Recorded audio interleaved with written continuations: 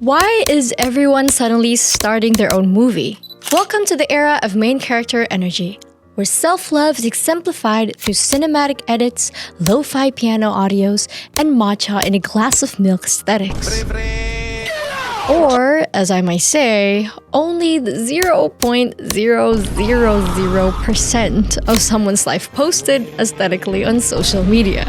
Sure, they're cute, but isn't it just a pretty mask of low-key narcissism? The embracement of main character energy is everywhere on social media. The hashtag on TikTok itself has over 279,000 posts.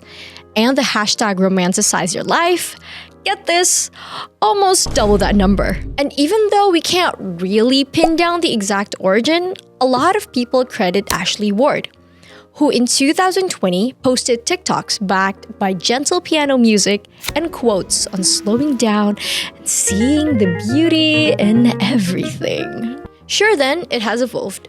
Videos of sunsets, people walking in slow motion, or simply pouring milk into matcha with a quote slapped on top. And suddenly, every ordinary moment is some kind of Oscar-worthy scene. Interesting.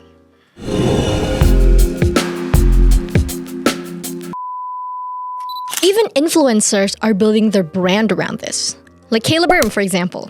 Her whole vibe is boss bitch main character energy. She talks about confidence, femininity, and being a strong woman. There's one video of her that I really like when she said that being confident is not thinking that you're better than everyone, but more of not needing to compare. And not gonna lie, I really like that. Scroll through her comments and you'll see it.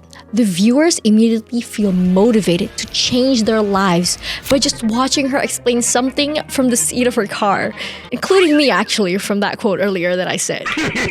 And to be fair, for us Gen Zs, this makes sense. We need this.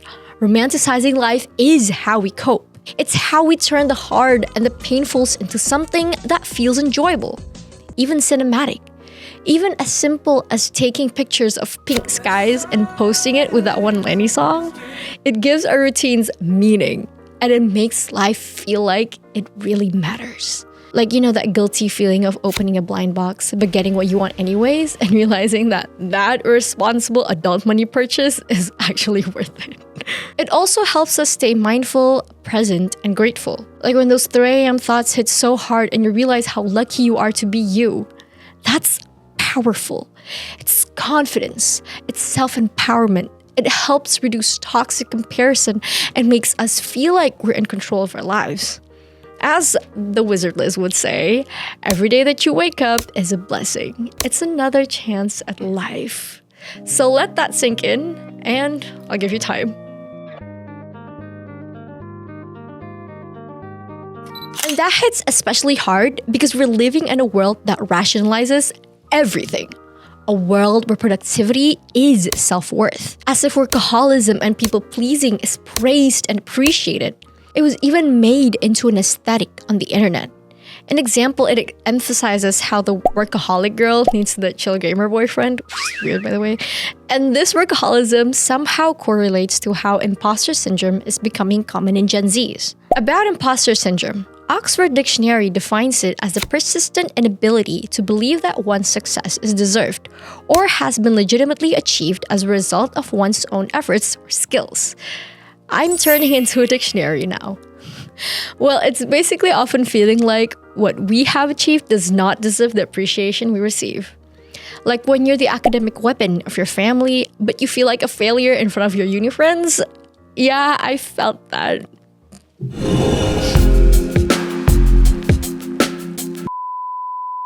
Most jobs now demand long hours, offer underwhelming pay, and expect us to be grateful for the burnouts we receive.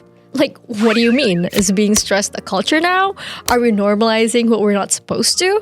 The global capitalist system, shaped by ideas like Milton Friedman's, has led us here. By promoting individual responsibility, minimal government intervention, and constant free market competition, Friedman's philosophy fuels a culture where people feel like they must endlessly invest in themselves as human capital.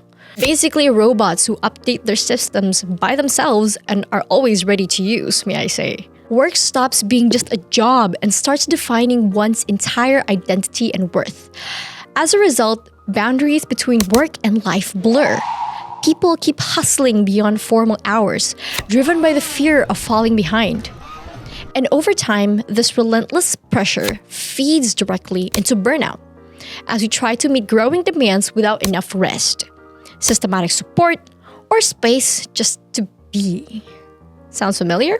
The capitalist system is also defined by how 1% of the population controls 40% of the economy, which is called capital accumulation, by the way.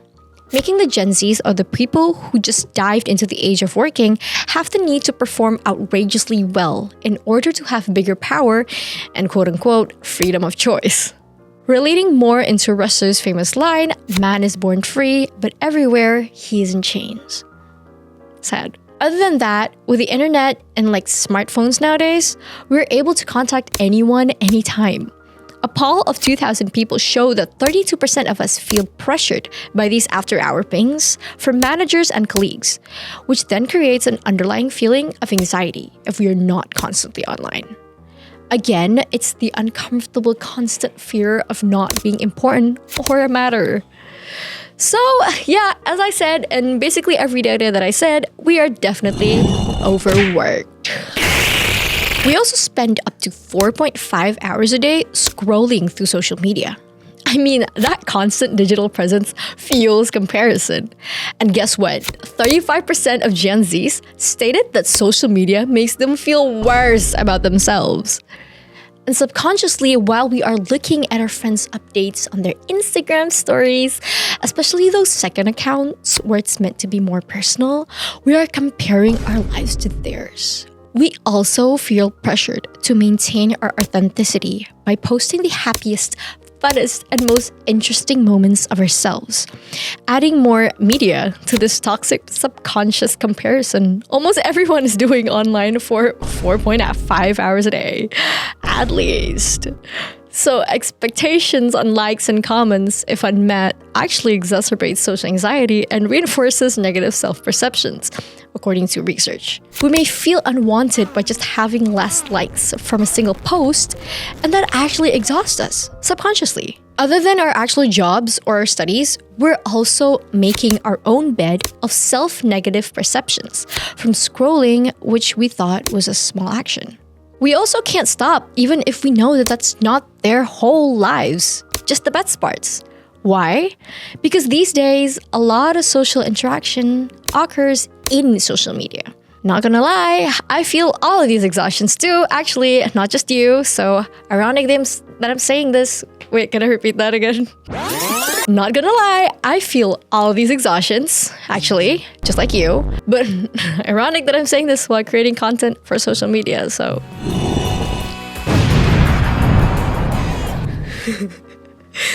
So anyways, we meme about it, we vent, we make tweets and threads, we overshare everywhere. And eventually, we turn that exhaustion into aesthetic self-care. Don't just go to work, dress like the city is your runaway. Don't just take a bath, light a candle and drop a bath bomb in. And above all, make it look happy. Post it, romanticize it. But there's a twist. When we do this too much, we start convincing ourselves our lives are better, more exciting, and more meaningful than they actually are. Or worse, we feel like our lives are superior than other people's. So ask yourself, are we uplifting ourselves or unintentionally ignoring everyone else's story? Because imagine if everyone's the main character, then who's left to listen?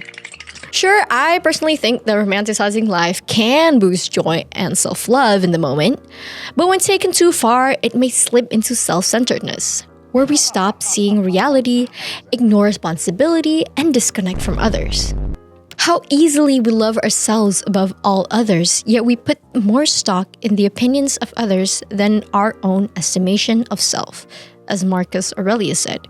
Because romanticizing your life by posting too much may turn self-love into insecurity, as it depends on external validation of the viewer's engagements. And according to psychology research, by the way, high self-focus is actually correlated with unstable short-term happiness.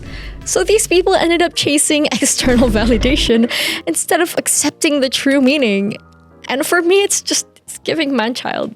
You find yourself needing constant validation, that's a red flag. Treating people like your side characters, red flag. Turning every conversation back to yourself, I know some people who are like this, major red flag. Yeah, that is not empowering, that is just straight up rude. It's giving victim mindset. I also have found that research from the University of Michigan actually shows that narcissistic traits like entitlement and lack of empathy are on the rise in our generation. Most probably driven by social media culture, including too much of this main character boss bitch energy thing. For example, while I'm casually having my daily dose of TikTok, I've found numerous videos encouraging women to have this magnetic aura. By what? If you're asking? By knowing who you are and ignoring everyone who has no business with you in a room full of new people. I mean, well, it's not entirely wrong at some point, but acknowledging each other isn't really that difficult. Giving a smile if someone's smiling to you is a small act of kindness. Being confident and ignorant is different. So now, what kind of happiness actually matters and actually lasts longer? Caring about other people, being connected, being real. I know we're all secretly craving that carefree, happy little prince life. And how did he solve his problems? Simply by expressing his simple way of thinking, deep empathy, and care for the living things, also the objects actually, around him. This philosophy is also found in Aristotle's concept of eudaimonia. Flourishing or well-being is achieved through virtuous living, which includes philia or friendships and social bonds, true ones. Those are essential to having a happy life. So no, in my opinion, being the main character isn't bad at all. It's actually powerful if you can balance it with humility and empathy. Because without balance, like when you're balancing yourself in your very difficult Pilates class, you might feel good, but you won't feel whole. You do not want to be that bad bitch who treats others like trash. You can be a bad bitch who doesn't. And that's like way better. Other people feel good and you feel good too. So yeah, romanticize your life, feel confident, take up space, but don't forget to step back, look around, and remember, you are not the only one in this story. Do you still think that living the main character energy will guarantee a happier life? Or maybe do you have other views on this issue? So yeah, this video is for you. For those of you who feel like you're basically no one to all your friends and basically no one to your family when you're looking to social media. This video explains to you how you're supposed to see yourself from your true self and not from how other people see you. You're you, shine like a diamond. Also, don't forget to give a like, subscribe, comment, and join the Discord link on the description below. See you on the next video from Based Indonesian Show. Goodbye. Subscribe to the Based Indonesian Show. Dijamin halal